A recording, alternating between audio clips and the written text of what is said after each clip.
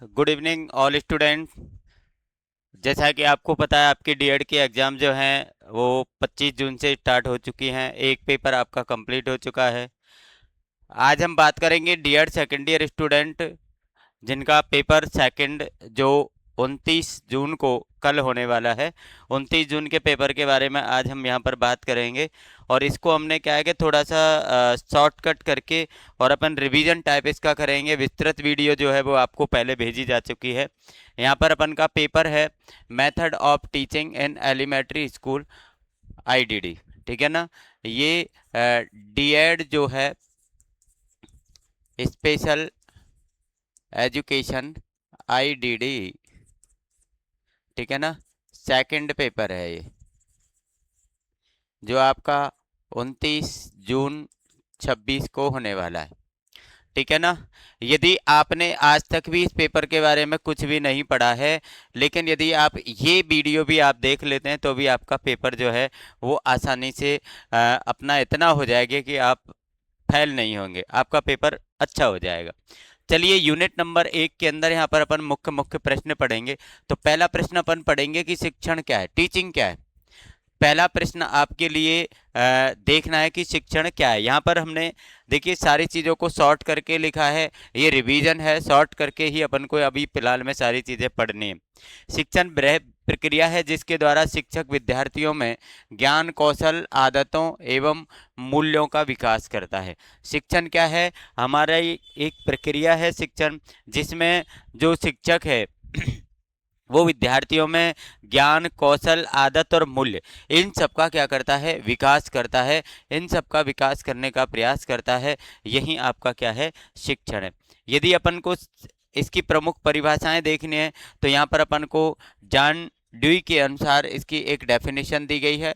Definition आप चाहें तो याद कर सकते हैं, छोटी सी डेफिनेशन है कि शिक्षण अनुभवों का के पुनर्निर्माण की प्रक्रिया है। शिक्षक क्या है, अनुभवों के पुनर्निर्माण की प्रक्रिया है। तो ये परिभाषा भी आपकी छोटी है। एक मॉरिसन के अनुसार भी परिभाषा दी गई है कि शिक्षण एक उद्देश्यपूर्ण एवं योजनाबद्ध प्रक्रिया है।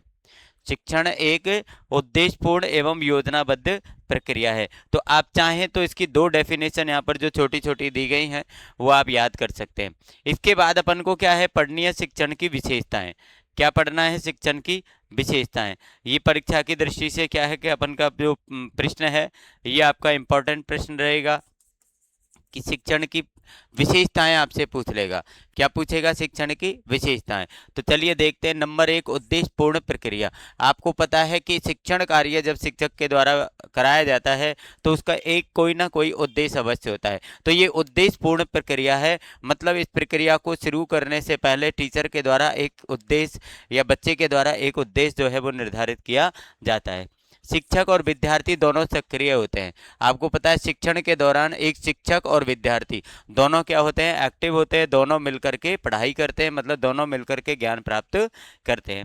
व्यवहार परिवर्तन लाती है, व्यवहार परिवर्तन लाती है। शिक्षण जो है वो अपने व्यवहार को परिवर्तित करती है। या आपको पता है शिक्षण कार्य के बाद में या पढ़ाई करने के बाद में जो बच्चा है उसका व्यवहार जो है वो बहुत अच्छा हो जाता है। योजनाबद्ध होती है। शिक्षण प्रक्रिया कैसी होती है, योजनाबद्ध होती है। पहले उसकी पूरी योजना बनाई जाती है, पाठ्यक्रम की योजना बनाई जाती है, किस प्रकार से उस शिक्षण कार्य को संपन्न कराया जाएगा वो योजना बनाई जाती है। तो ये योजनाबद्ध होती है। एक सामाजिक प्रक्रिया है।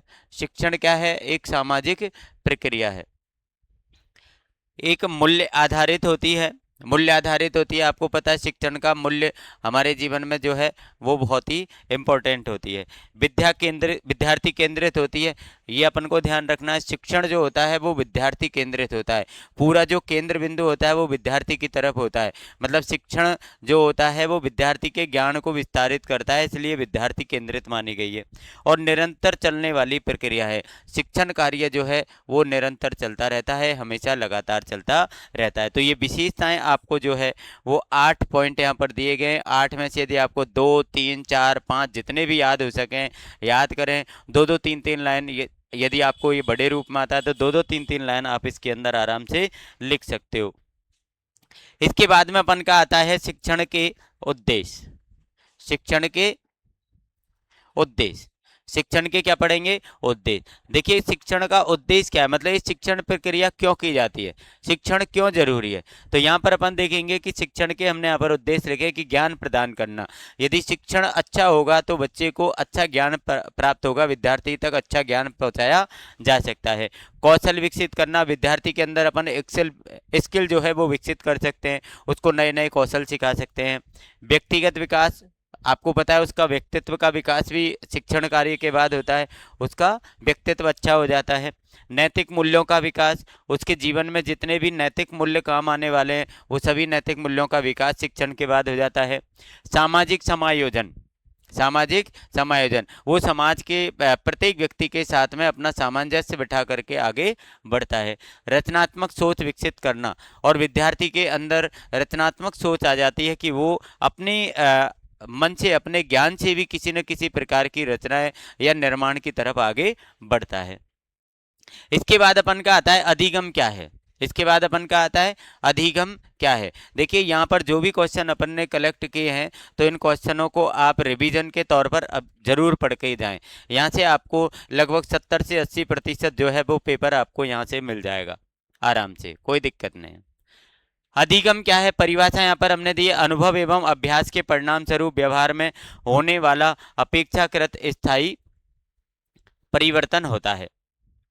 अधिगम क्या है, अधिगम क्या है, अनुभव एवं अभ्यास के परिणाम स्वरूप व्यवहार में होने वाला अपेक्षाकृत स्थायी परिवर्तन अधिगम कहलाता है। अनुभव और अभ्यास के परिणाम स्वरूप आपने के पास में जो अनुभव है, जो आपने अभ्यास किया है और उसका जो परिणाम है उसमें जो आपने स्थायी परिवर्तन किया है, स्थायी परिवर्तन मतलब इस अनुभव और अभ्यास के बाद में तुम्हारे अंदर जो स्थायी परिवर्तन हुआ है, जो आपको ज्ञान प्राप्त हुआ है, वो आपका क्या कहलाता है, अधिगम कहलाता है। अधिगम की विशेषता भी यहाँ पर आपको 7 जो है दी गई हैं। जैसे व्यवहार परिवर्तन होता है, अधिगम के बाद में जो बालक होता है, विद्यार्थी जो होता है, उसका व्यवहार परिवर्तित हो जाता है। ये अनुभव आधारित होता है, ये कैसा होता है, अनुभव आधारित। कैसा होता है, अनुभव आधारित, इसको अपन को ध्यान रखना है। ये आपको शिक्षण और अधिगम दोनों की विशेषताओं में अंतर भी अपन को जो है वो याद रखना, आगे अपन अंतर भी पढ़ेंगे। निरंतर प्रक्रिया है, ये कैसी प्रक्रिया है, निरंतर, ये भी क्या है, लगातार होती रहती है। उद्देश्यपूर्ण होता है, ये भी उद्देश्यपूर्ण है और वो भी उद्देश्यपूर्ण है। तो यहाँ पर देखिए कुछ चीजें तो आपकी सेम है, एक की आप याद कर लो, दूसरे में लिख दो। स्थायी परिवर्तन लाता है, ये क्या करता है, परिवर्तन स्थायी लाता है, जो आपने डेफिनेशन के अंदर पढ़ा है। व्यक्ति से व्यक्ति भिन्न होता है, आपको पता है एक व्यक्ति दूसरे व्यक्ति से किसी न किसी प्रकार से भिन्न होता है, तो अधिगम क्षमता वो है, वो दोनों व्यक्तियों की अलग अलग हो सकती है। वातावरण का प्रभाव पड़ता है, एनवायरमेंट जो है उसका प्रभाव विद्यार्थी पर, बालक पर, व्यक्ति पर जरूर इसके अंदर पड़ता है। अधिगम के प्रकार कौन कौन से हैं, 3 अधिगम के प्रकार यहाँ पर आपको दिए गए, औपचारिक अधिगम, अनौपचारिक अधिगम और गैर औपचारिक अधिगम। ये आपने जो औपचारिक, अनौपचारिक और गैर औपचारिक शिक्षा जो आपने पढ़ रखी है वो ही शिक्षा है, इसके अलावा कुछ नहीं। यदि आपको आ भी जाए अधिगम के प्रकार कौन कौन से हैं, तो औपचारिक, अनौपचारिक और गैर औपचारिक, इनके बारे में आपको बताना है। इनके बारे में आप अच्छी तरह जो है वो पहले पढ़ चुके हैं। अधिगम को प्रभावित करने वाले कारक कौन कौन से, अधिगम किस किस से प्रभावित हो सकता है, देखिए बुद्धि से, आपके पास कितनी बुद्धि है, आप कितना ज्ञान रखते हैं, इससे अधिगम प्रभावित होगा, ये बात आप समझते हैं। रुचि, आपकी रुचि पढ़ाई के अंदर लग पा रही है, उस टॉपिक के अंदर लग पा रही है, नहीं लग पा रही है। प्रेरणा, आपको किसी के द्वारा जो प्रेरणा दी गई है वो किस प्रकार की प्रेरणा आपको मिली है, कैसी प्रेरणा आपको मिली है, तो वो भी अपन के लिए इसमें प्रभावित करेगी। स्वास्थ्य प्रभावित करेगा, यदि आप पढ़ाई कर रहे हैं, अधिगम सीख रहे हैं, शिक्षण कार्य कर रहे हैं, आपका स्वास्थ्य कैसा है, यदि आपका स्वास्थ्य अच्छा है तो आपकी जो अधिगम क्षमता है वो अच्छी रहेगी। यदि आपका स्वास्थ्य बेकार रहता है तो अधिगम क्षमता भी डाउन हो जाएगी। पारिवारिक वातावरण, आपके परिवार का वातावरण कैसा है, विद्यालय का वातावरण जहाँ पर आप शिक्षण कार्य कर रहे हैं उस विद्यालय का वातावरण कैसा है, ये सारी चीज़ जो है वो अधिगम को क्या करती है, प्रभावित करती है।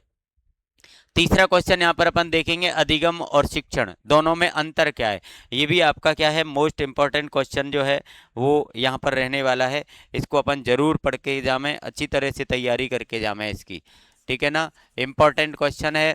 शिक्षण और अधिगम में क्या अंतर है? तो देखिए, शिक्षण यहाँ पर हमने लिखा है, अधिगम यहाँ पर लिखा है। शिक्षण जो होता है वो शिक्षक केंद्रित होता है, यदि अधिगम की बात करते हैं तो ये विद्यार्थी केंद्रित होता है।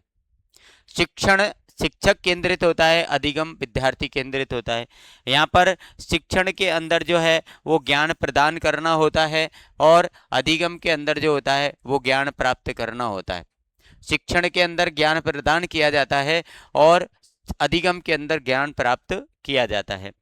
यदि शिक्षण की बात करें तो ये बाहरी प्रक्रिया है, अधिगम की बात करें तो ये आंतरिक प्रक्रिया है। ठीक है ना, अंतर है ये। शिक्षण की बात करें तो शिक्षक इसमें सक्रिय होता है, और अधिगम में कौन सक्रिय होता है? विद्यार्थी। अब देखिए, ये शिक्षक केंद्रित है तो इसमें शिक्षक ही सक्रिय होगा, ये विद्यार्थी केंद्रित है तो इसमें विद्यार्थी सक्रिय होगा। ये तो अपन आराम से समझ ही सकते हैं। एक ये उद्देश्य पढ़ाना इसका होता है, और इसका उद्देश्य होता है सीखना। इसका उद्देश्य क्या होता है? पढ़ाना होता है। शिक्षण कार्य का उद्देश्य क्या होता है? पढ़ाना। जबकि अधिगम का उद्देश्य क्या होता है? सीखना। ठीक है ना, ये अपन का जो है बहुत इंपॉर्टेंट क्वेश्चन यहाँ पर रहने वाला है। परीक्षा में यह प्रश्न 5 अंक में अक्सर आता है। यहाँ पर हमने लिखा भी है कि परीक्षा में ये जो प्रश्न है वो अक्सर पूछा जाता है 5 अंक के रूप में। अब अपन को प्रभावी शिक्षण के सिद्धांत जो हैं वो यहाँ पर 8 सिद्धांत आपको दिए गए हैं। 8 सिद्धांत के बारे में अपन को ध्यान रखना है। ये परीक्षा की दृष्टि से बहुत इंपॉर्टेंट क्वेश्चन है ना।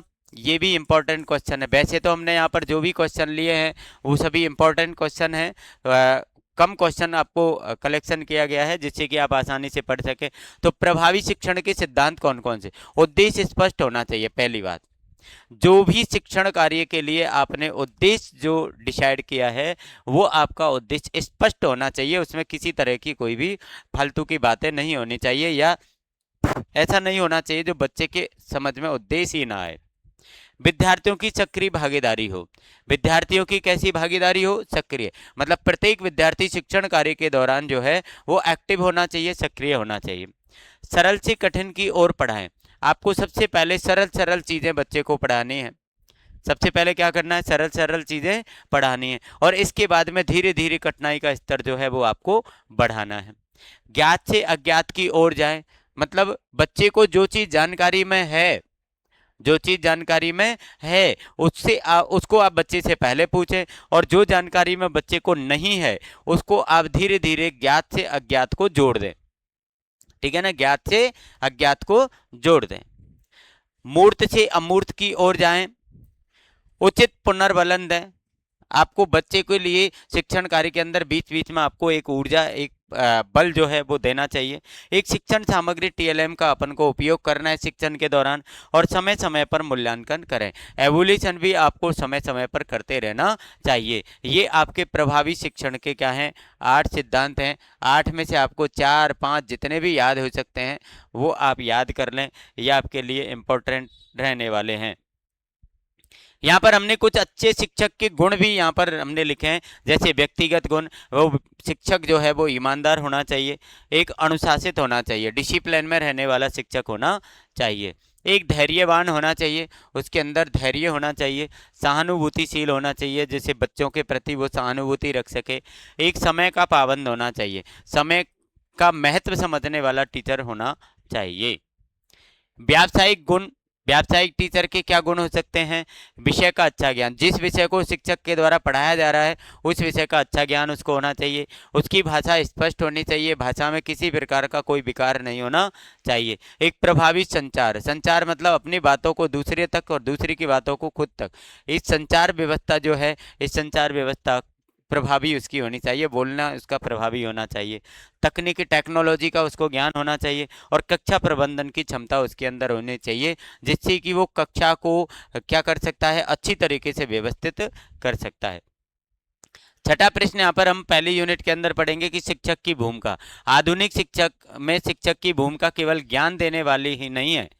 ऐसा नहीं कि शिक्षक केवल अपन को ज्ञान ही ज्ञान देता है, इसके अलावा कुछ नहीं करता, नहीं, ऐसा नहीं है। आप देखिए कि शिक्षक और कौन कौन से जो है वो कार्य कर सकता है। शिक्षक और कौन कौन से कार्य कर सकता है, जैसे एक मार्गदर्शक।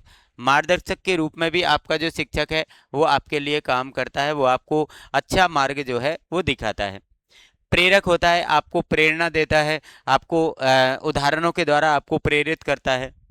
मित्र, आपका सबसे अच्छा दोस्त, हमने आपको बहुत बार कहा है कि आपके सबसे अच्छे दोस्त तीन हैं इस दुनिया में, एक आपके माता पिता और एक आपका गुरु। यदि ये तीनों आपके अच्छे हैं तो इनको आप, एक माता पिता गुरु, इनका हमेशा सम्मान करो, इनको मित्र की तरह मानो और इनसे अपनी हर अच्छी बुरी बातों को आप शेयर करते रहिए। सलाहकार आपको हर प्रकार की जो है वो सलाह भी अपने शिक्षक के द्वारा दी जाती है। एक मूल्यांकन करता, आपका हमेशा मूल्यांकन कौन करेगा? शिक्षक करेगा, तो ये मूल्यांकन करता भी होता है। नवाचार करता, हर क्षेत्र में वो आपको नवाचार करेगा, नए नए तरीके आपको पढ़ाने के लिए लेकर आएगा, नए नए एग्जाम्पल लेकर आएगा, तो नवाचार करने वाला भी होता है। और कक्षा को प्रबंधित या कक्षा को व्यवस्थित करने वाला होता है, कक्षा प्रबंधक भी होता है। बाल केंद्रित शिक्षा, सातवां प्रश्न अपन को लिखा है बाल केंद्रित शिक्षा। परिभाषा इसकी क्या हो गई कि जिस शिक्षा में विद्यार्थी की रुचि, आवश्यकता, क्षमता तथा अनुभव को केंद्र में रखकर शिक्षण कार्य कराया जाता है उसे बाल केंद्रित शिक्षा कहते हैं। जिस शिक्षण के अंदर अपन क्या करें, विद्यार्थी की रुचि को ध्यान में रखें, आवश्यकता, क्षमता और अनुभव, इन सबको अपन ध्यान रखें और केंद्र में रखकर, मतलब इन पर हम मजबूती से ध्यान रख के यदि शिक्षण कार्य कराते हैं तो वो शिक्षण कार्य कैसा होता है? वो बाल केंद्रित होता है। अब बाल केंद्रित शिक्षण कार्य की विशेषताएं क्या है? बाल केंद्रित शिक्षण कार्य की विशेषताएं क्या है? तो देखिए, विद्यार्थी सक्रिय रहता है। आपको पता है यदि शिक्षण शिक्षण बाल केंद्रित है तो उसमें बच्चा तो सक्रिय रहेगा ही, विद्यार्थी सक्रिय रहेगा। गतिविधि आधारित शिक्षण होता है। ये शिक्षण कैसा होता है? गतिविधि आधारित होता है, मतलब इसमें एक्टिविटी पर विशेष जोर दिया जाता है। अनुभव द्वारा सीखना, बच्चा जो है वो अपने एक्सपीरियंस के द्वारा सीखता है, अनुभव के द्वारा सीखता है। व्यक्तिगत भिन्नताओं का सम्मान, शिक्षण कार्य के दौरान जो व्यक्तिगत भिन्नता, मतलब एक बच्चा और दूसरा बच्चा, तीसरा बच्चा, सबके अंदर कुछ व्यक्तिगत भिन्नता होती हैं, तो इन भिन्नताओं को भी, हमें इन भिन्नताओं का भी सम्मान करना चाहिए, इनको समान तरीके से उनको आगे बढ़ाना चाहिए। रचनात्मकता का विकास, और रचनात्मकता का भी विकास होता है, बच्चा निर्माण करना सीखता है, हर चीज़ की रचना करना सीखता है।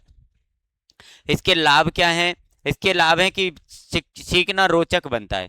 इससे जो आप सीख रहे हैं वो आपका सीखना जो है वो रोचक बन जाता है, आपके लिए रुचिपूर्ण बन जाता है। एक आत्मविश्वास आपका बढ़ जाता है। क्या बढ़ जाता है? आत्मविश्वास बढ़ जाता है।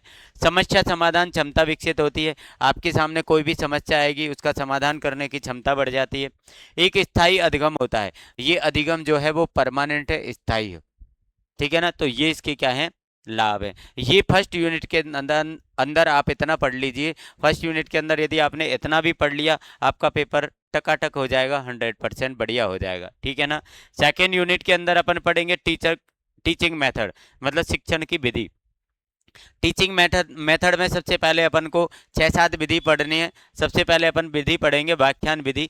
लेक्चर मेथड क्या है? व्याख्यान विधि क्या है? तो इसकी परिभाषा पढ़ लीजिए। व्याख्यान विधि वह शिक्षण विधि है जिसमें शिक्षक मौखिक रूप से विषय का क्रमबद्ध एवं विस्तृत वर्णन करता है, विद्यार्थी ध्यानपूर्वक सुनते हैं। आज मैं अभी आपको जो पढ़ा रहा हूँ, जो मैं आपको एक एक टॉपिक के बारे में जो एक्सप्लेन करके आपको उसका विस्तार बता रहा हूँ, ये क्या है? व्याख्यान विधि है, मतलब ये लेक्चर विधि है। मैं इस समय आपके सामने लेक्चर दे रहा हूँ और आप सुन रहे, ध्यान से सुन रहे, तो ये व्याख्यान विधि होती है। इसकी विशेषताएं क्या है? एक शिक्षक केंद्रित विधि है, क्योंकि इसमें विद्यार्थी का कोई काम नहीं होता है। आपको पता है शिक्षक जो है वो अपना लेक्चर स्टार्ट करता है और शिक्षक अपना लेक्चर जो है जब तक खत्म होगा तब तक वो बोलता रहेगा, मतलब आपको समझाता रहेगा, उसको व्याख्या करता रहेगा। लेकिन जो विद्यार्थी है वो चुपचाप साइलेंट रूप से क्या करता है? सुनता है। तो ये शिक्षक केंद्रित है। कम समय में अधिक विषय वस्तु पढ़ाई जा सकती है। इसमें क्या होता है कि कम समय में, जैसे हम अब 1 घंटे में हम पूरा पेपर जो है वो कवर कर रहे हैं, तो कम समय में लेक्चर के द्वारा या व्याख्यान विधि के द्वारा अधिक सामग्री पढ़ाई जा सकती है। बड़े समूह के लिए उपयुक्त, यदि बहुत ज़्यादा आपके पास सामने बच्चे हैं तो उनके लिए सबसे बेस्ट विधि है, क्योंकि ज़्यादा बच्चों के सामने खड़े रहकर हम व्याख्यान विधि के द्वारा ही पढ़ा सकते हैं। विषय का व्यवस्थित प्रस्तुतिकरण, और जो भी विषय, जो भी टॉपिक आप ले रहे हैं उसका व्यवस्थित तरीके से प्रस्तुतिकरण कर सकते हो। व्यवस्थित मतलब क्रमबद्ध तरीके से आप उसको प्रस्तुत कर सकते हो। एक इसमें समय की बचत भी होती है। अब इसके लाभ क्या हैं? कम समय में, अब देखो ये जो चीज़ विशेषताएं हैं वही लाभ हैं। अब इनको आप थोड़ा सा उल्टा सुल्टा करके आप लिख दो, यही तो विशेषता, यही लाभ। अब जैसे कम समय में आपको अधिक जानकारी, ये ऊपर भी आ गया कि इसमें समय की बचत होती है। कम समय में अधिक विषय वस्तु पढ़ाई जा सकती है, ये विशेषता में अभी आता है। कठिन विषयों को सरलता से समझाया जा सकता है। कठिन जो विषय होते हैं उनको व्याख्यान विधि से आप आराम से टीचर जो है सरलता से समझा सकता है। बड़े वर्ग के लिए ये उपयोगी होता है, बड़े ग्रुप के लिए। शिक्षक विषय पर नियंत्रण रखता है। शिक्षक जो होता है वो अपनी विषय पर क्या रखता है, कंट्रोल रखता है व्याख्यान विधि के अंदर। अब इसके नुकसान क्या है कि इसमें विद्यार्थी निष्क्रिय रहते हैं। आपको पता है विद्यार्थी का कोई काम नहीं व्याख्यान विधि में चुपचाप सुनना है, तो विद्यार्थी इसमें निष्क्रिय रहेगा। व्यक्तिगत भिन्नताओं का ध्यान नहीं रखा जाता। व्यक्तिगत भिन्नताएं जो होती हैं, जो बच्चे की अलग अलग प्रकार के बच्चे जो होते हैं, क्षमताएं उनकी अलग अलग जो होती है, उनका ध्यान इसमें नहीं रखा जाता है, क्योंकि एक साथ उसमें व्याख्या की जाती है। रुचि कम हो सकती है। बच्चा जो है, जो लगातार लेक्चर चलता रहेगा तो उसकी जो रुचि है वो भी डाउन हो सकती है। व्यवहारिक ज्ञान कम मिलता है, बच्चे को व्यवहारिक ज्ञान नहीं मिलेगा, क्योंकि टीचर जो होता है वो अपनी केवल विषय वस्तु के बारे में ही बच्चे को लेक्चर देता है, बच्चे को बताता है। इसका निष्कर्ष क्या है कि जहां विषय का सैद्धांतिक ज्ञान देना हो वहां व्याख्यान विधि अत्यंत उपयोगी है। यदि आपको विषय का सैद्धांतिक ज्ञान देना है तो क्या है, वहां पर व्याख्यान विधि आपके लिए बहुत उपयोगी रहेगी। ठीक है। प्रदर्शन विधि, दूसरी प्रदर्शन विधि है आपकी, जिस विधि में शिक्षक किसी वस्तु, मॉडल, प्रयोग, क्रिया का प्रत्यक्ष प्रदर्शन करके विद्यार्थियों को सिखाता है, उसे प्रदर्शन विधि कहते हैं। प्रदर्शन का मतलब दिखाना। तो आपके पास में यदि कोई टीएलएम है, आपके पास कोई मॉडल है, कोई चित्र है, कोई ग्राफ है, कोई नक्शा है, इसको दिखा करके यदि आप बच्चे को पढ़ा रहे हैं तो ये कौन सी विधि आपकी हो जाएगी, ये आपकी प्रदर्शन विधि हो जाएगी। इसके चरण कौन कौन से हैं, किस किस प्रकार से इसको तैयार किया जा सकता है।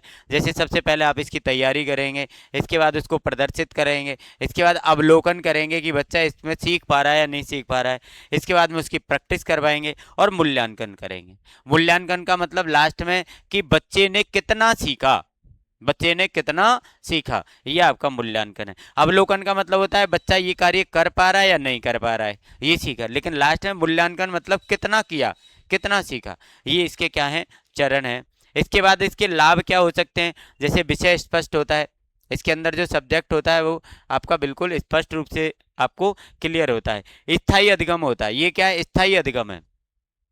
विद्यार्थियों की रुचि बढ़ती है, इसमें क्या होता है, स्टूडेंट की रुचि जो होती है वो बढ़ जाती है। एक वैज्ञानिक दृष्टिकोण विकसित होता है। कौन सा दृष्टिकोण विकसित होता है, वैज्ञानिक। यहाँ पर इसके नुकसान क्या है, इसमें समय अधिक लगता है, आपको पता है प्रदर्शन करोगे आप, किसी चित्र वगैरह दिखाओगे, समय ज़्यादा आपका जाएगा। उपकरणों की आवश्यकता होती है, क्योंकि आपको दिखाना है तो दिखाने के लिए आपको उपकरण चाहिए, तो उपकरणों की आवश्यकता भी आपको होगी। और बड़े वर्ग में कठिनाई होती है, यदि आपका बहुत बड़ा समूह बच्चों का है तो उसमें आपको कठिनाई आ जाएगी। देखिए व्याख्यान विधि बड़े समूह के लिए अच्छी है, और यदि प्रदर्शन विधि की बात करें तो बड़े समूह के लिए अच्छी नहीं है। ठीक है ना। परियोजना विधि, प्रोजेक्ट मेथड क्या है, परियोजना विधि का प्रतिपादन किलपैट्रिक ने किया, इसको आप ध्यान रखना। किलपैट्रिक ने किया था, इसका जो प्रतिपादन है वो किसने किया है, किलपैट्रिक ने किया है। किलपैट्रिक का आप नाम ध्यान रखना। ठीक है भाई, किलपैट्रिक का आपको नाम ध्यान रखना है। इस विधि में विद्यार्थी किसी वास्तविक समस्या कार्य को स्वयं करके सीखता है। इसमें क्या होता है, विद्यार्थी के सामने जो समस्या आती है उसको सीखता है या उसका समाधान निकालता है, तो खुद करके सीखता है, खुद करके सीखता है। चलिए देखते हैं, क्योंकि इसमें इसका नाम है परियोजना, प्रोजेक्ट तैयार करके सीखना। इसका सिद्धांत क्या है कि ये करके सीखता है, लर्निंग बाई डूइंग। ठीक है ना, करके सीखना, अनुभव द्वारा सीखना। बच्चे के पास में या टीचर के पास में कितना एक्सपीरियंस है, तो अनुभव के द्वारा भी इसमें सीखा जाता है। सहयोगात्मक अधिगम इसमें होता है, ठीक है ना, आपस में सहयोग भी किया जा सकता है। और बाल केंद्रित शिक्षा होती है, इसके अंदर अपन जो है बच्चे पर पूर्ण रूपेण केंद्रित होती है, क्योंकि आपको पता है यहाँ पर लिखा गया है कि कार्य को स्वयं करके सीखता है, कार्य को स्वयं करके सीखता है, तो बाल केंद्रित तो हुआ। यदि खुद करके सीखेगा तो ये बाल केंद्रित हुआ।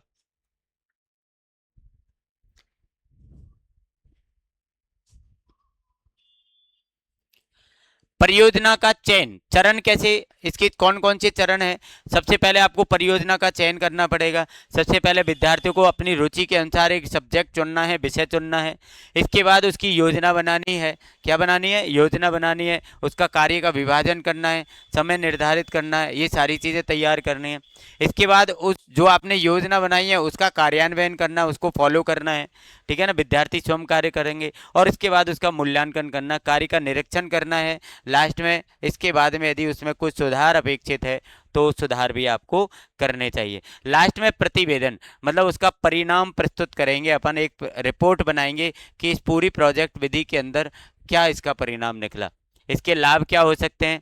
जैसे इससे आत्मविश्वास बढ़ता है, बच्चा खुद करके यदि किसी काम को सीखेगा तो उसका कॉन्फिडेंस बढ़ेगा, सेल्फ कॉन्फिडेंस बढ़ेगा।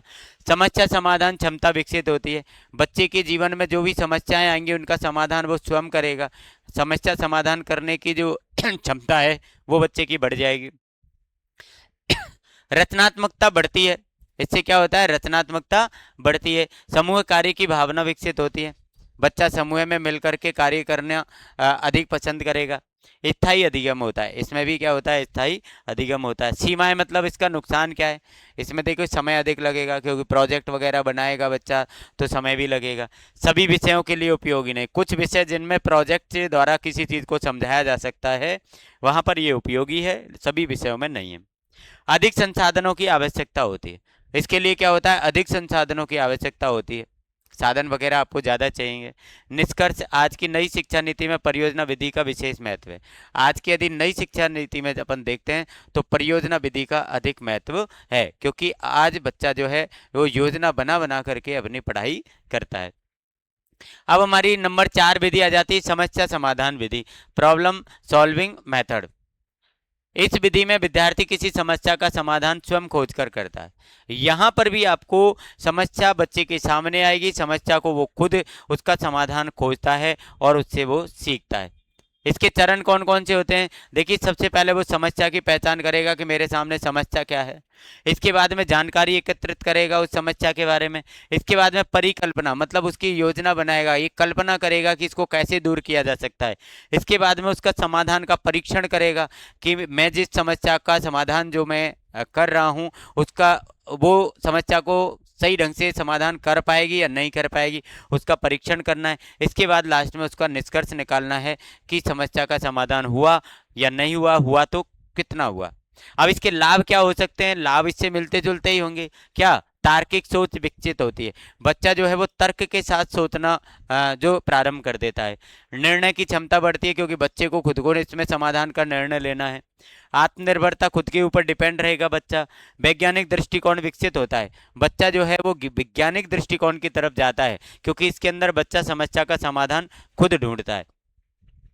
इसकी सीमाएं, समय अधिक लगता है, इसकी सीमाएं क्या है? समय इसमें अधिक लगता है। छोटे बच्चों के लिए कठिन है, छोटे बच्चों के लिए ये जो, क्योंकि छोटे बच्चे अपनी समस्या का समाधान खुद कर ही नहीं पाएंगे। और कुशल शिक्षक की आवश्यकता, इसके अंदर अपन को एक ट्रेंड टीचर की आवश्यकता पड़ेगी, क्योंकि बिना ट्रेंड टीचर के ये जो विधि है ये संपन्न होना मुश्किल है। इसके बाद अपन की आ जाती है प्ले वे मेथड, खेल विधि। और खेल विधि के अंदर आप समझते हैं कि बच्चा जो है वो खेल में सीखता है। खेल के माध्यम से शिक्षण कराने की विधि को खेल विधि कहते हैं। और ये किसने, इस विधि का संबंध किससे है? फ्रोवेल से। फ्रोवेल से इस विधि का संबंध है। यदि आपको खेल विधि के बारे में कुछ भी आए तो कौन आपको नाम याद रखना है? फ्रोवेल। इसकी क्या विशेषता है? बाल केंद्रित है। आपको पता है खेल विधि है तो बच्चों पर पूरी रूपेण डिपेंड रहेगी। रुचिकर है, बच्चा खेलेगा तो रुचि तो उसकी रहेगी। गतिविधि आधारित है, एक्टिविटी भी बच्चा खेल के अंदर करेगा। और स्वाभाविक अधिगम है, ये स्वभाव के अनुसार जो है बच्चे के स्वभाव के अनुसार निर्धारित होने वाला अधिगम है। इसके क्या फायदे हो सकते हैं? जैसे सीखना आनंददायक बनता है, जो बच्चा सीखेगा वो आनंद के साथ सीखेगा, मजे के साथ, रुचि के साथ सीखेगा। मानसिक एवं शारीरिक विकास उसका होगा, दिमाग भी बढ़ेगा और शारीरिक व्यायाम भी उसकी एक्टिविटी के द्वारा हो रही है। सामाजिक गुणों का विकास भी उसके का हो जाएगा। रचनात्मकता बढ़ती है। इसके दोष क्या है? समय अधिक लगता है। देखो इन विधियों में सब में, क्योंकि आप खेल खिलाओगे तो समय लगेगा। सभी विषयों में उपयोगी खेल विधि सब विषयों के लिए उपयोगी नहीं है।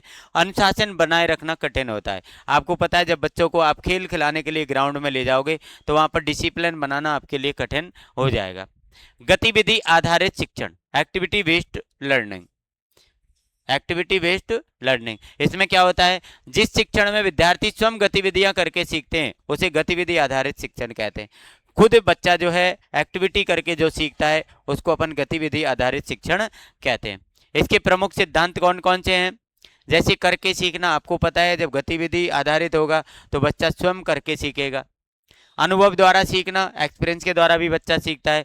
विद्यार्थी की सक्रिय भागीदारी इसके अंदर होती है, जो आपको पता है क्योंकि ये खुद के ऊपर निर्भर है। और सहयोगात्मक अधिगम, ये इसमें क्या है, गतिविधि जब बच्चा करेगा, एक्टिविटी करेगा तो एक बच्चा दूसरे का आपस में सहयोग भी करेगा, तो ये सहयोगात्मक अधिगम भी है। लाभ क्या हो सकते हैं इसके? इसमें जो सीखेगा बच्चा वो परमानेंट रहेगा, उससे उसकी रुचि बढ़ेगी, आत्मविश्वास बढ़ेगा, समस्या समाधान क्षमता विकसित होती है और कक्षा रोचक बनती है। देखिए ये सारी चीज़ें, लाभ वगैरह जो है, हानि जो है, वो लगभग एक दूसरे से मिलते जुलते हैं। हानि क्या हो सकती है? देखो समय अधिक लगेगा, ये सब में लगभग आ रहा है।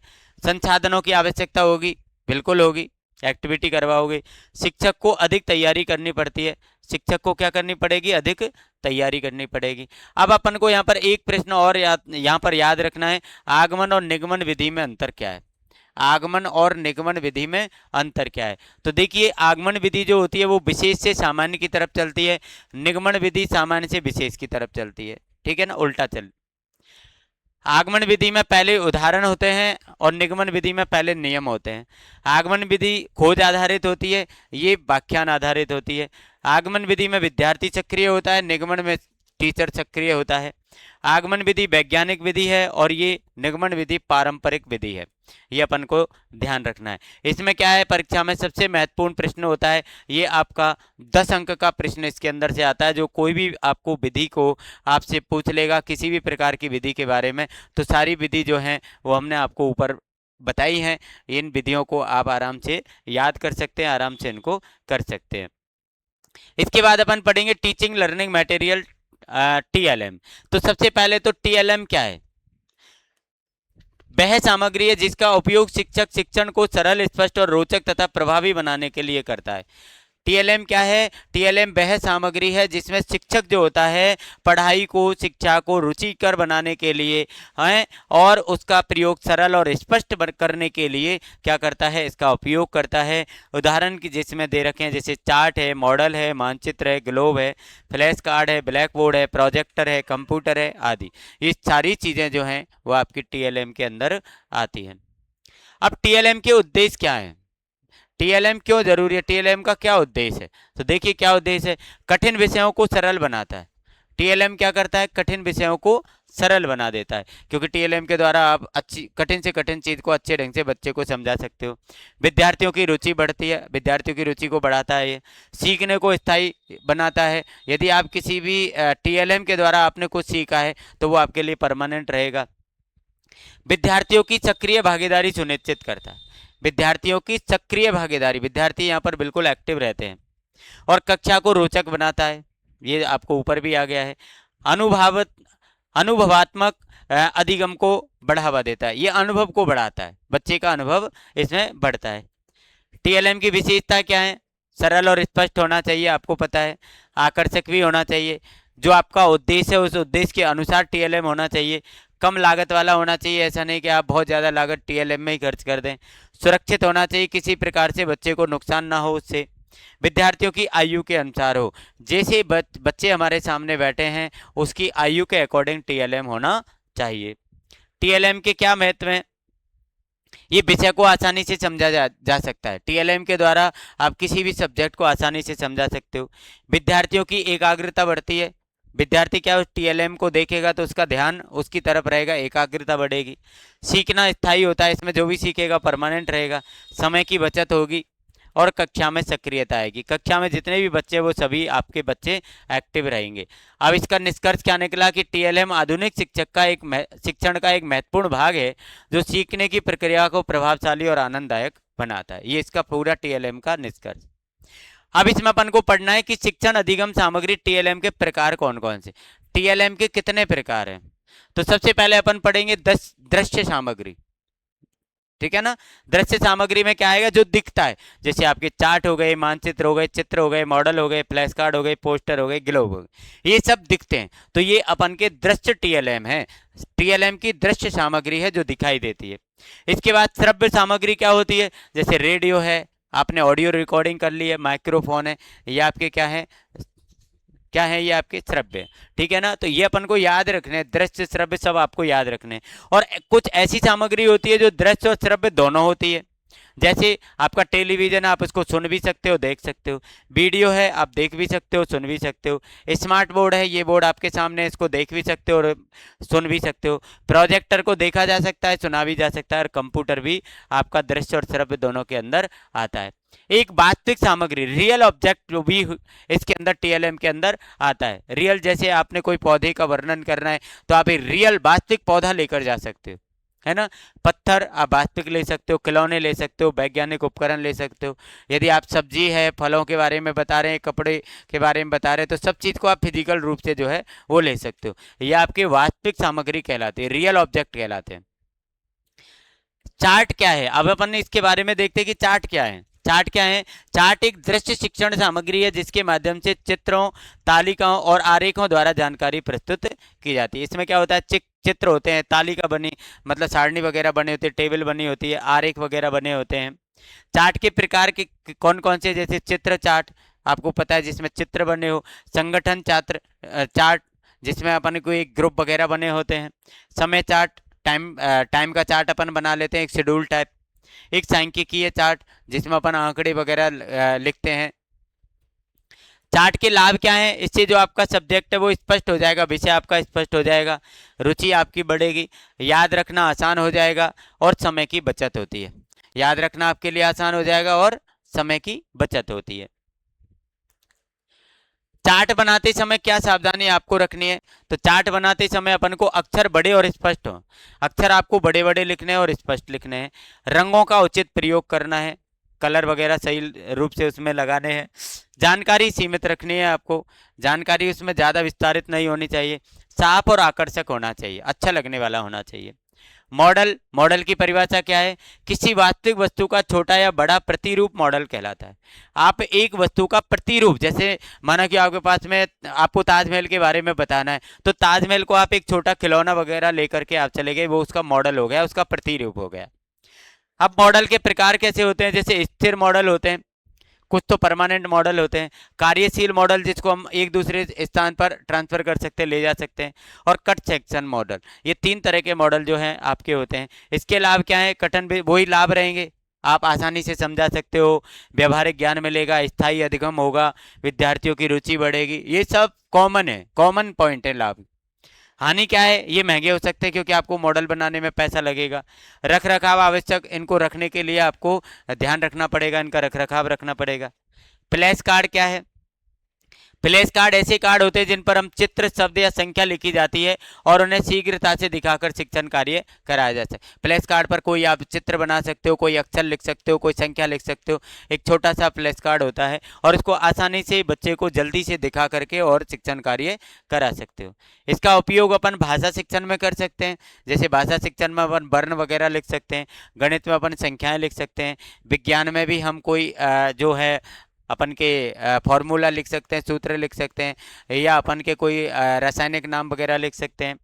सामान्य ज्ञान, सामान्य ज्ञान के लिए भी फ्लैश कार्ड बना सकते हैं। अब इसके लाभ, वही याद करने में आसानी रहेगी, बच्चों की रुचि बढ़ेगी, कम लागत है इसमें और कहीं भी उपयोग किया जा सकता है। ब्लैक बोर्ड लेखन जो आप समझते ही हैं, ब्लैक बोर्ड पर स्पष्ट और व्यवस्थित रूप से विषय वस्तु लिखने की कला को ब्लैक बोर्ड लेखन कहा जाता है। ब्लैक बोर्ड पर एक टीचर जो होता है वो कितने अच्छे ढंग से अपनी जो है प्रस्तुतिकरण करता है, उसको अपन ब्लैक बोर्ड लेखन कहते हैं। ब्लैक बोर्ड लेखन के नियम क्या हैं, अक्षर आप जो लिख रहे हैं वो अक्षर आपके स्पष्ट होने चाहिए, अच्छे होने चाहिए। एक सीधी पंक्ति में लिखें, जैसे ये पंक्ति लिख रही है तो इसको सीधी पंक्ति में लिखें। एक उचित आकार के अक्षर लिखें, ऐसा नहीं कि आपने बहुत ज़्यादा छोटे लिख दिए या ऐसा नहीं आपने बहुत ज़्यादा बड़े लिख दिए, तो आपको उचित आकार के जो है वो अक्षर लिखने चाहिए। महत्वपूर्ण शब्दों को रेखांकित करें, कुछ शब्द यदि आपको लग रहा है कि ये अच्छे हैं, महत्वपूर्ण है, तो उनको आप हाईलाइट कर दें।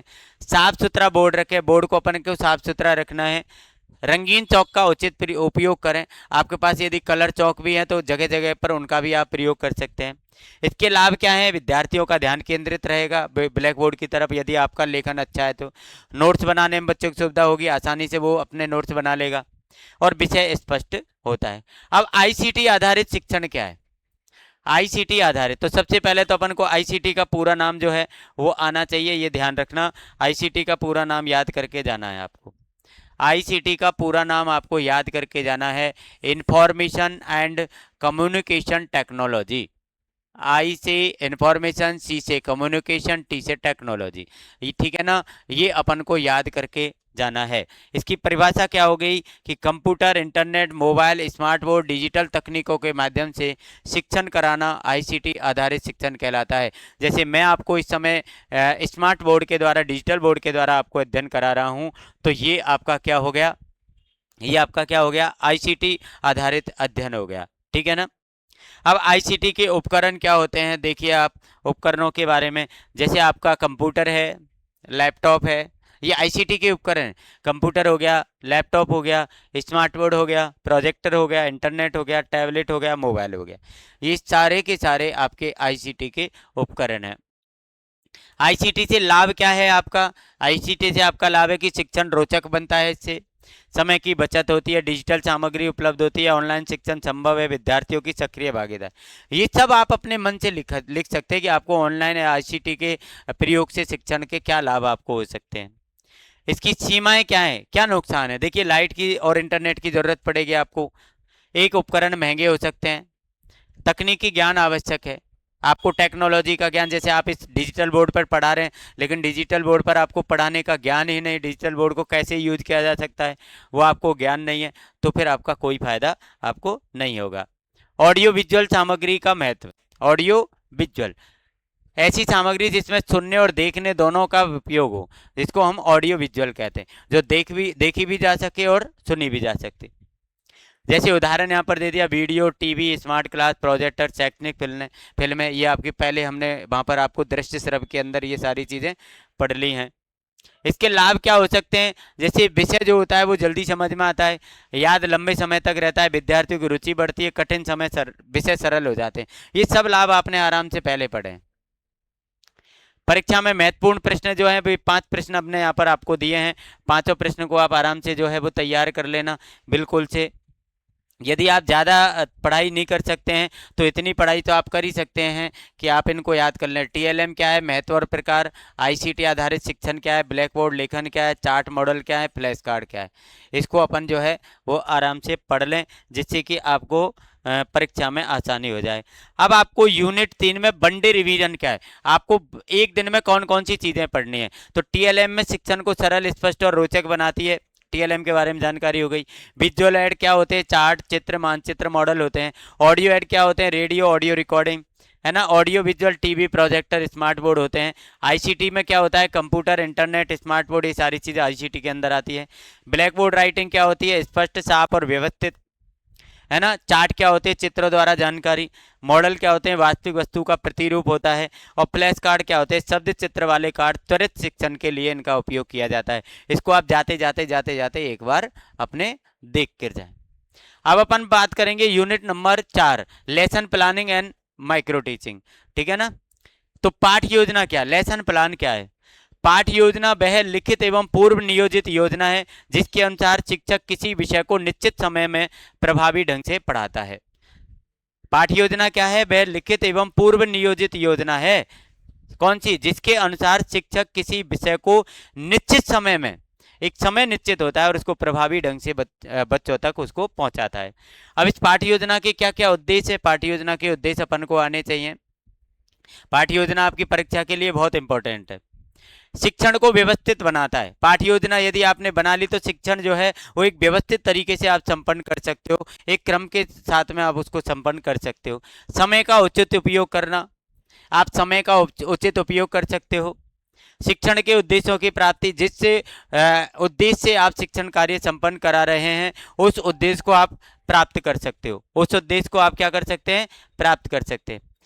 विद्यार्थियों की रुचि बनाए रखना, विद्यार्थियों की रुचि इसके अंदर बनी रहेगी। और प्रभावी मूल्यांकन करना, आप लास्ट में उसका एक प्रभावी मूल्यांकन भी करेंगे। ये इसके उद्देश्य हैं। अब पाठ्य योजना की विशेषताएं क्या हैं?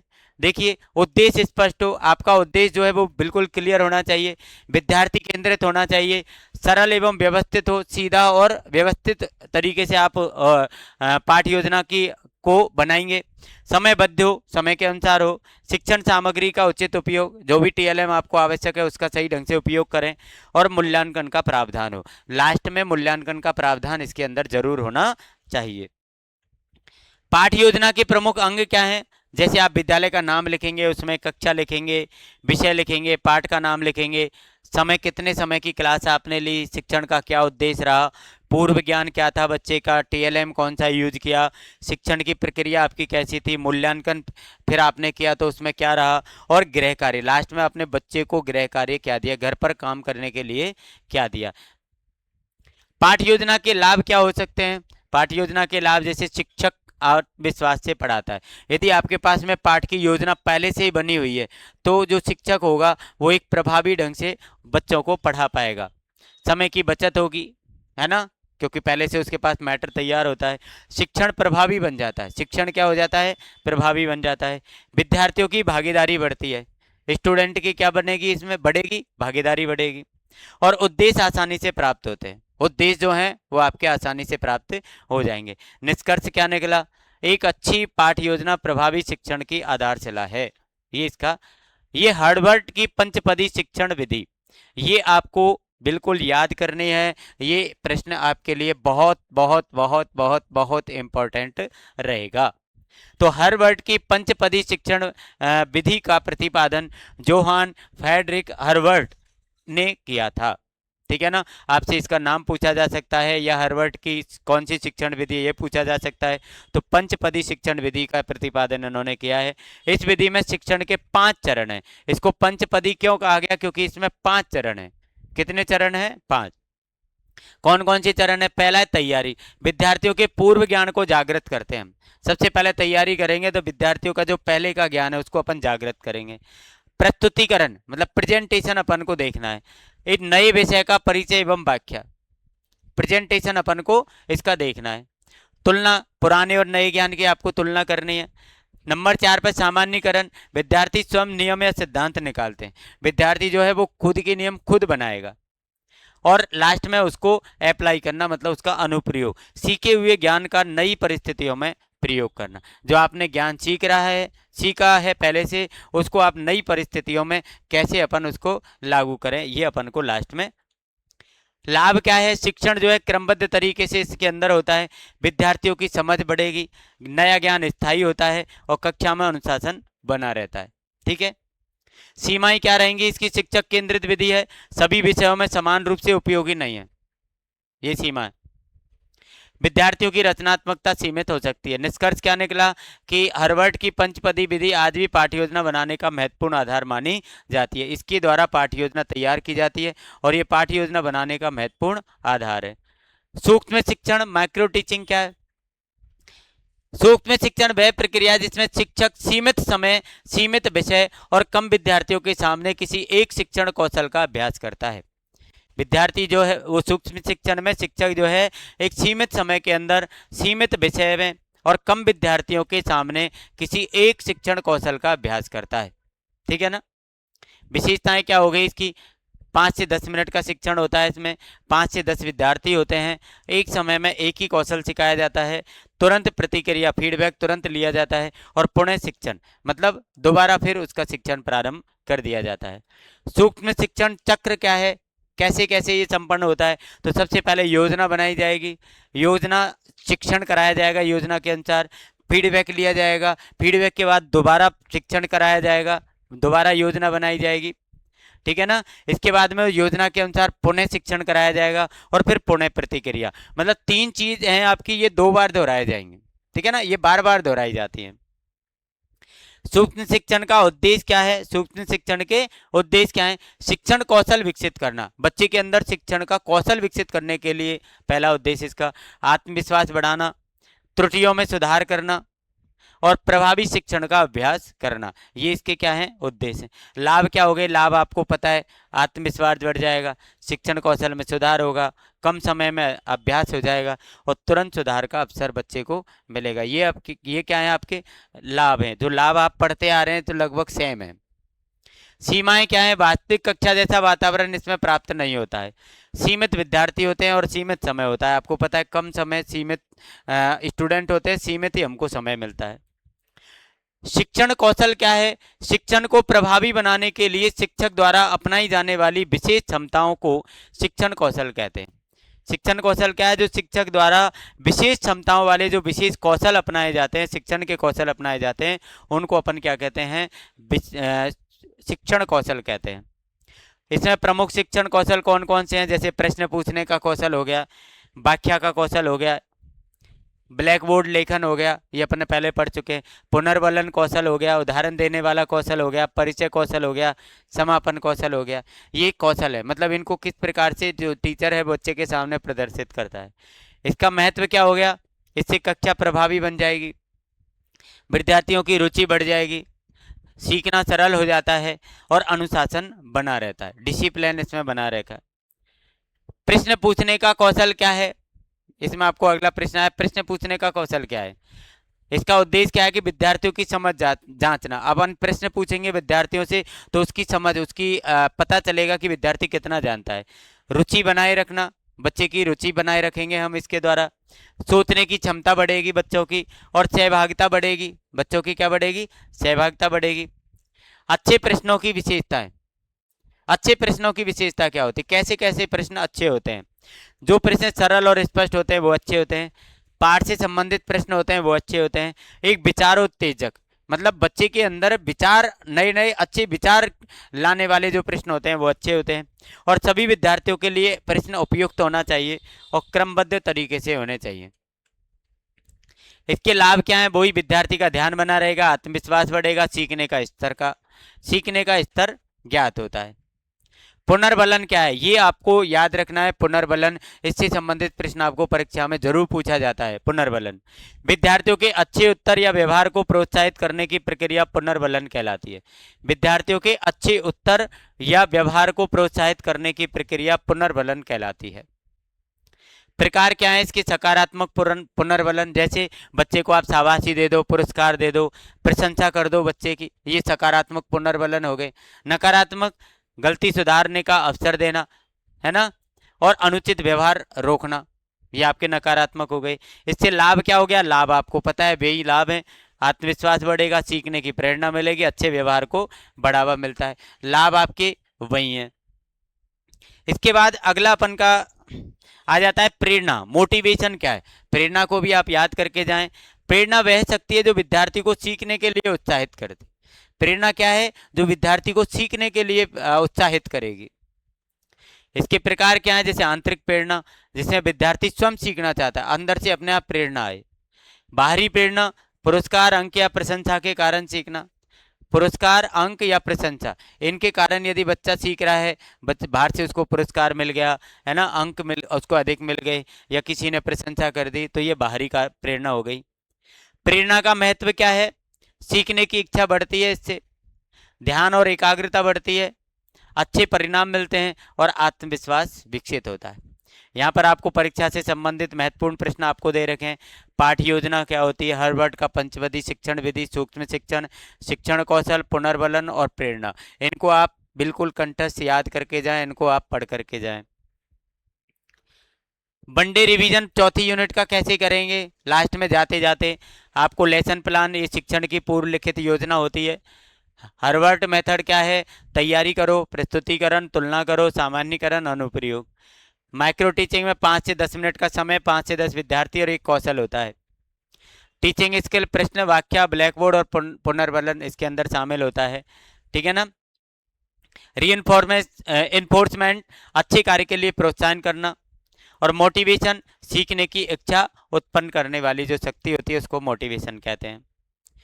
अब अपन की आ जाती है यूनिट नंबर 5। यूनिट नंबर 5 में मूल्यांकन और आकलन। अपन दो चीज पढ़ने वाले हैं। मूल्यांकन की परिभाषा क्या है? मूल्यांकन वह प्रक्रिया जिसके द्वारा विद्यार्थियों की उपलब्धियों, प्रगति, ज्ञान, कौशल, व्यवहार एवं उद्देश्यों की प्राप्ति का समग्र आकलन किया जाता है। मूल्यांकन के अंदर ये सारी चीजें बच्चे की देखी जाती हैं, उपलब्धि, प्रगति, ज्ञान, कौशल, व्यवहार, ठीक है ना, उद्देश्यों को वो प्राप्त कर पा रहा है नहीं कर पा रहा है, सारी चीज देखी जाएगी। मूल्यांकन का उद्देश्य क्या है? बच्चों की प्रगति जानना। सबसे पहले हम बच्चों की प्रगति कैसे जानेंगे? तो उसका मूल्यांकन करना पड़ेगा। शिक्षण की प्रभावशीलता का पता लगाना, हम जो पढ़ा रहे हैं, हम जो शिक्षण करा रहे हैं वो कितना प्रभावी है, मूल्यांकन करेंगे तब पता चलेगा। विद्यार्थियों की कठिनाइयों की पहचान करना, मूल्यांकन से हमको ये पता चलेगा कि विद्यार्थियों की क्या क्या कठिनाइयां आ रही हैं। सुधारात्मक शिक्षण की योजना बनाना, इससे हम शिक्षण को सुधार सकते हैं, उसकी योजना बना सकते हैं। और विद्यार्थियों को उचित मार्गदर्शन देना, यदि बच्चों को कोई परेशानी आ रही है, मार्गदर्शन की कमी है, तो टीचर उनको उचित मार्गदर्शन भी दे सकता है। अब मूल्यांकन की विशेषता क्या है? ये निरंतर प्रक्रिया है, आपको पता है। मूल्यांकन हमेशा आपको करना है। एक उद्देश्य आधारित होता है, इसका फिक्स उद्देश्य होता है, उसी के आधार पर मूल्यांकन किया जाता है। एक गुणात्मक एवं मात्रात्मक दोनों होते हैं। एक सुधारात्मक भी होता है ये, और निर्णय लेने में सहायक होता है। मूल्यांकन निर्णय लेने में सहायक होता है। मूल्यांकन का महत्व क्या है? शिक्षण में सुधार हो जाएगा, इससे विद्यार्थियों की प्रगति का पता हमको चल जाएगा। यदि शिक्षक अपनी शिक्षण विधि में सुधार कर सकता है मूल्यांकन के बाद, और सीखने की गुणवत्ता बढ़ती है। निष्कर्ष क्या निकला कि मूल्यांकन केवल अंक देना नहीं है, बल्कि विद्यार्थियों के सर्वांगीण विकास का आकलन करना। ऐसे नहीं कि मूल्यांकन में आपने उनको नंबर दे दिए, 10 में से आपके इतने नंबर आए, नहीं, उसका सर्वांगीण विकास का आकलन करना होता है कि बच्चे का सर्वांगीण विकास किस प्रकार हो रहा है, कैसे कैसे हो रहा है। मापन एवं मूल्यांकन में अंतर, ठीक है ना। मापन क्या है, मूल्यांकन क्या है? तो मापन में केवल अंक प्राप्त करना होता है, जबकि इसमें अंक के साथ में गुणवत्ता का निर्णय भी होता है मूल्यांकन में। मापन मात्रात्मक प्रक्रिया है, जबकि गुणात्मक और मात्रात्मक दोनों है। मात्रात्मक परिणाम बताता है, मूल्यांकन परिणाम का विश्लेषण करता है। मापन जो होता है वो सीमित है, जबकि मूल्यांकन क्या है, व्यापक है। मापन जो है वो निर्णय नहीं देता, मापन जो होता है वो निर्णय नहीं देता, जबकि मूल्यांकन निर्णय लेने में क्या होता है, सहायक होता है। निष्कर्ष क्या निकला? मापन मूल्यांकन का एक भाग है, जबकि मूल्यांकन अधिक व्यापक प्रक्रिया। मूल्यांकन अधिक व्यापक है और जो मापन है वो उसका एक पार्ट है। अब अपन पढ़ेंगे रचनात्मक मूल्यांकन, फॉर्मेटिव असेसमेंट, ठीक है ना। इसकी परिभाषा देखिए, शिक्षण अधिगम प्रक्रिया के दौरान विद्यार्थियों की प्रगति का निरंतर मूल्यांकन करना क्या कहलाता है? रचनात्मक मूल्यांकन कहलाता है। निरंतर मूल्यांकन करना रचनात्मक मूल्यांकन कहलाता है। अब इसका देखिए उद्देश्य क्या है? सीखने की कठिनाइयों का पता लगता है, इससे तुरंत सुधार कर सकते हैं। विद्यार्थियों की निरंतर प्रतिक्रिया देना, विद्यार्थियों को आप निरंतर फीडबैक दे सकते हैं। उदाहरण, मौखिक प्रश्न। उदाहरण क्या है इसके? जैसे मौखिक प्रश्न बच्चों से पूछ सकते हैं, गृह कार्य, होमवर्क वगैरह, कक्षा की गतिविधियां, एक्टिविटियों का ध्यान रखते हैं, परियोजना कार्य, ठीक है ना, प्रोजेक्ट वगैरह, और क्विज, अपन उससे छोटे छोटे प्रश्न बच्चों से क्विज तैयार करके पूछ सकते हैं। लाभ क्या हो गया इनका? निरंतर इसमें आपको पता है सुधार, विद्यार्थियों का आत्मविश्वास बढ़ता है, शिक्षक को तुरंत जानकारी मिल जाती है। ये लाभ तो आपके लगभग सेम ही अपन के आते जा रहे हैं। अब अपन पढ़ेंगे सारांशात्मक मूल्यांकन। पाठ्यक्रम या सत्र के अंत में विद्यार्थियों की उपलब्धि का मूल्यांकन सारांशात्मक मूल्यांकन कहलाता है। आपका पाठ्यक्रम पूरा हो गया, सत्र पूरा हो गया, और अंत में जो आप मूल्यांकन कर रहे हैं, बच्चे की उपलब्धि का जो मूल्यांकन कर रहे हैं, वो आपका सारांशात्मक मूल्यांकन कहलाता है। उदाहरण जैसे वार्षिक परीक्षा, अर्धवार्षिक परीक्षा, बोर्ड परीक्षा, जो भी आपकी परीक्षा हुई है वो सत्र के अंत में। लाभ क्या हो गया? अंतिम उपलब्धि का पता चल जाएगा आपको, और प्रमाण पत्र और ग्रेड प्रदान करने में उपयोगी होगी। लास्ट में जो आप बच्चे को रिपोर्ट कार्ड बना करके दोगे, तो उसमें परसेंटेज लिखोगे या ग्रेड लिखोगे, कुछ भी लिखोगे, उसमें उपयोगी होती है। सीमाएं क्या हो गई? केवल अंतिम परिणाम पर आधारित है। ये क्या है? केवल अंतिम परिणाम पर आधारित होती है। सुधार का अवसर इसमें कम मिलता है, क्योंकि ये अंतिम, आपको पता है अंतिम परीक्षा होती है। अब आपके इन दोनों में अंतर क्या है? फॉर्मेटिव असेसमेंट और समेटिक असेसमेंट में क्या अंतर है? ये शिक्षण के दौरान होती है फॉर्मेटिक, आपको पता है, और ये शिक्षण के अंत में होती है, ये सुधार के लिए होती है, जबकि ये अंतिम लास्ट परिणाम के लिए होती है। ये निरंतर है लेकिन ये एक निश्चित समय पर होती है लास्ट में। ये क्या है, फीडबैक आधारित है ये, लेकिन इसमें हमको अंक और ग्रेड आधारित है। इसमें विकास पर बल दिया जाता है जबकि इसमें उपलब्धि पर बल दिया जाता है। ये आपको अंतर भी इसमें याद रख लेंगे। सतत और व्यापक मूल्यांकन, बिल्कुल आप कंठस्थ याद कर लो, बिल्कुल आप कंठस्थ याद कर लो भैया। ये प्रश्न आपको जो है परीक्षा की दृष्टि से बहुत इंपॉर्टेंट है। सतत व्यापक मूल्यांकन, सीसीई का पूरा नाम भी आपको याद रखना है, कंटिन्यूअस एंड कंप्रेहेंसिव एवोल्यूशन। ठीक है ना, ये अपन को याद रखना है। इसकी परिभाषा हो गई, विद्यार्थियों के ज्ञान कौशल व्यवहार व्यक्तित्व का निरंतर और समग्र मूल्यांकन सीसीई कहलाता है। ठीक है ना, सीसीई के क्या उद्देश्य हैं, सीसीई के उद्देश्य क्या है, विद्यार्थियों का सर्वांगीण विकास, ये सीसीई का उद्देश्य है। निरंतर मूल्यांकन, परीक्षा का तनाव कम करना और सीखने में सुधार, ये क्या है हमारे सीसी के उद्देश्य हैं। इससे क्या होता है, बच्चे को सर्वांगीण विकास होता है, परीक्षा के प्रति उसका तनाव भी कम हो जाता है, निरंतर उसका मूल्यांकन हो सकता है और सीखने में उसको सुधार मिल। इसकी क्या विशेषताएं हैं, निरंतर मूल्यांकन वही अपन की विशेषता और वो एक ही बात है। शैक्षिक एवं शैक्षिक दोनों क्षेत्रों का आकलन कर सकते हो, फीडबैक आधारित होता है ये, और सुधारात्मक शिक्षण पर इसमें बल दिया जाता है। लाभ क्या है, वही लाभ, विद्यार्थियों में आत्मविश्वास बढ़ेगा, निरंतर प्रगति होगी, परीक्षा का भय कम हो जाएगा, शिक्षक को समय पर जानकारी मिल जाएगी। सीमाएं क्या है, अधिक समय लगता है, इसमें समय अधिक लगेगा। अभिलेख, रिकॉर्ड बनाए रखना कठिन होता है, इसमें क्या रिकॉर्ड बनाए रखना कठिन होता है। और शिक्षक पर कार्यभार बढ़ जाता है, इसमें शिक्षक पर सबसे ज्यादा कार्य का भार होता है। उपलब्धि परीक्षण क्या होता है, अचीवमेंट टेस्ट क्या होता है, विद्यार्थियों ने किसी विषय में कितना ज्ञान अर्जित किया, इसका परीक्षण उपलब्धि परीक्षण कहलाता है। विद्यार्थियों ने किसी विषय में कितना ज्ञान प्राप्त किया, ये उपलब्धि परीक्षण है। इसका उद्देश्य क्या है, शैक्षिक उपलब्धि को मापना। उद्देश्य क्या हो गया इसका, शैक्षिक उपलब्धि को मापना। एक सीखने का स्तर जानना, सीखने का स्तर जानना और शिक्षण की प्रभावशीलता का पता लगाना, ये आपकी इसकी विशेषताएं हो गई। उद्देश्य आधारित है, विश्वसनीय है, वैध है, निष्पक्ष है।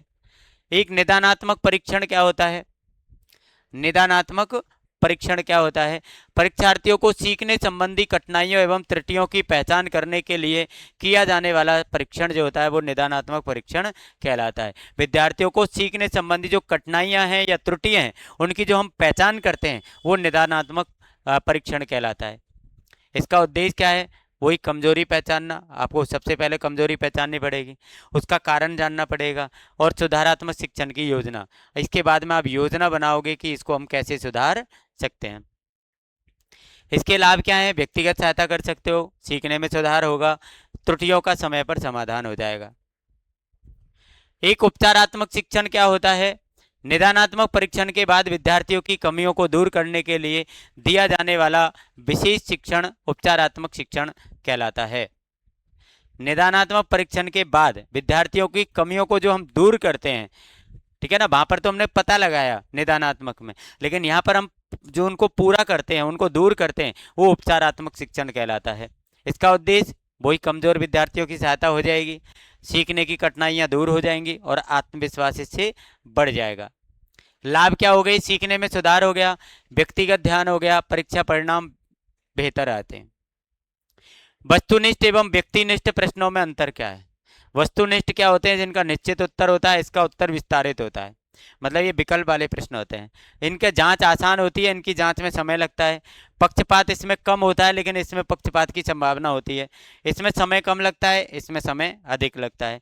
अब इसमें महत्वपूर्ण प्रश्न यहाँ पर अपन ने दे रखे हैं, ये 5-6 प्रश्न अपन को ये पढ़ने। मूल्यांकन क्या है, सीसी क्या है, फॉर्मेटिव और समेटिव असेसमेंट, मापन मूल्यांकन में अंतर, निदानात्मक और उपचारात्मक शिक्षण, उपलब्धि परीक्षण, ये अपन को ध्यान रखना है।